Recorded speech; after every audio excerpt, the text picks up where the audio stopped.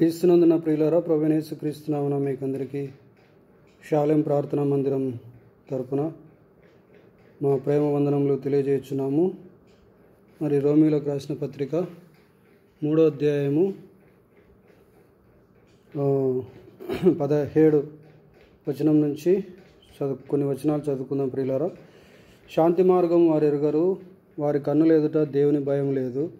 ప్రతి నోరు మూయబడినట్లును, సర్వలోకము దేవుని శిక్షకు పాత్రమగునట్లును ధర్మశాస్త్రము చెప్పుచున్న వాటన్నిటినీ ధర్మశాస్త్రమునకు లోనైన వారితో చెప్పుచున్నదని ఎరుగుదుము. ఏలైనగా ధర్మశాస్త్ర సంబంధమైన క్రియలు మూలముగా ఏ మనుష్యుడును ఆయన దృష్టికి నీతిమంతుడని తీర్చబడడు. ధర్మశాస్త్రం వలన పాపమనగా ఎట్టిదో తెలియబడుచున్నది. ఇట్లుండగా ధర్మశాస్త్రమునకు వేరుగా దేవుని నీతి బయలుపడుచున్నది. దానికి ధర్మశాస్త్రమును ప్రవక్తలను సాక్ష్యమిచ్చుచున్నారు. అది యేసుక్రీస్తునందలి విశ్వాసం మూలముగా నమ్ము వారందరికీ కలుగు దేవుని నీతి అయి ఉన్నది. ఏ భేదమును లేదు, అందరూ పాపం చేసి దేవుడు అనుగ్రహించు మహిమను పొందలేక పోవచ్చున్నారు. కాబట్టి నమ్మువారు ఆయన కృపచేతనే క్రీస్తు యేసునందలి విమోచనము ద్వారా ఉచితముగా నీతిమంతులని తీర్చబడుచున్నారు. క్రీస్తునందున ప్రియులారా, మరి ఇప్పుడు చదువుకుంటున్నటువంటి వాక్య భాగంలో 17వ వచనంలో శాంతి మార్గము వారు ఎరుగరు అని వ్రాయబడింది. ప్రియులారా, కాబట్టి చాలామంది శాంతి కావాలి, శాంతి ప్రపంచానికే శాంతి కావాలని కోరుకుంటున్నారు. కానీ శాంతి మార్గం వారు నిజమైనటువంటి శాంతి ఎరుగరు. మరి నిజమైనటువంటి శాంతి ప్రభువైనటువంటి యేసుక్రీస్తు మార్గంలో ఉన్నది. ప్రియులారా, కాబట్టి శాంతి, సంతోష, సమాధానాలు సదా యేసులో దొరుకుతాయి. వారి కన్నుల ఎదుట దేవుని యొక్క భయము లేదు. ప్రియులారా, దేవుని యొక్క భయం లేకుండా వారు ప్రవర్తిస్తున్నట్లుగా మనం గమనిస్తుంటున్నాం. ప్రతి నోరు కూడా మూయబడినట్లు,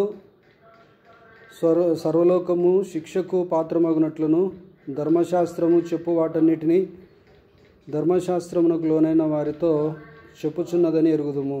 కాబట్టి ప్రతి నోరు కూడా మాట్లాడే నోరు, దేవుని యొక్క చిత్తానికి వ్యతిరేకంగా మాట్లాడే నోరు, ప్రతి నోరు కూడా మూయబడినట్లు, సర్వలోకము దేవుని శిక్షకు పాత్రమగునట్లును. కాబట్టి దేవుని యొక్క శిక్షకు మాట్లాడే నోరు పాత్రమవుతుందని మనం గ్రహించాలి. ప్రియులారా, ధర్మశాస్త్రము చెప్పుచున్నది. మరి వాటన్నిటిని కూడా ధర్మశాస్త్రమునకు లోనైన వారితో చెప్పుచున్నదని ఎరుగుదుము. కాబట్టి ధర్మశాస్త్రానికి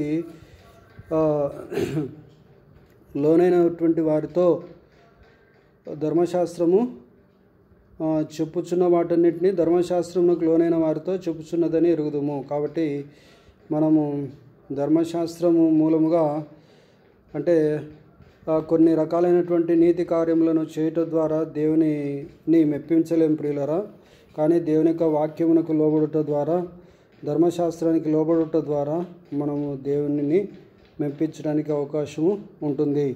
దేవుని చిత్తాన్ని చేసిన వారముగా అవుతాము.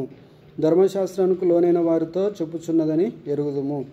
ఏలైనగా ధర్మశాస్త్ర సంబంధమైన క్రియల మూలముగా ఏ మనుషుడు కూడా ఆయన దృష్టికి నీతిమంతుడని మార్చబడడు. కాబట్టి జీలకర్రలో, పుదీనాలో, సోపులో దశంభాగం ఇవ్వడం వలన నీతిమంతుడుగా మార్చబడ్డాడు. కానీ హృదయాన్ని మార్చుకోవటం వలన, మరి పాపక్షమాపణ పొందటం వలన, రక్తంలో, యేసుప్రభు రక్తంలో, పరిశుద్ధ రక్తంలో, నిర్దోషమైన నిష్కలంకమైనటువంటి గొర్రెపిల్ల వంటి క్రీస్తు రక్తంలో కడగబడటం ద్వారా నీతిమంతులుగా మార్చబడునని లేఖనములు తెలియజేస్తున్నాయి. ప్రియులరా, కాబట్టి ఏలైనగా ధర్మశాస్త్ర సంబంధమైన క్రియల మూలంగా ఏ మనుష్యుడును ఆయన దృష్టికి నీతిమంతుడుగా తీర్చబడడని మనం గ్రహించాలి. ధర్మశాస్త్రం వలన పాపమనగా ఎట్టిదో తెలియబడుచున్నది. ధర్మశాస్త్రం ద్వారా పాపము చేస్తున్న వారు పాపులని తెలియపరచబడుతున్నారు. కాబట్టి మరి పాపం అంటే ఏంటి అనేది తెలియపరచబడుతూ ఉంది. పాపము చేయకూడదని తెలియపరచబడుతూ ఉంది. ఇట్లుండగా ధర్మశాస్త్రానికి వేరుగా దేవుని నీతి బయలుపడుచున్నది. ధర్మశాస్త్రానికి వేరుగా దేవుని యొక్క నీతి అనేది బయలుపడుతూ ఉంది. ప్రియులారా, దేవుని నీతి బయలుపడుతూ ఉంది. ధర్మశాస్త్రానికి వేరుగా దేవుని నీతి బయలుపడతా ఉంది.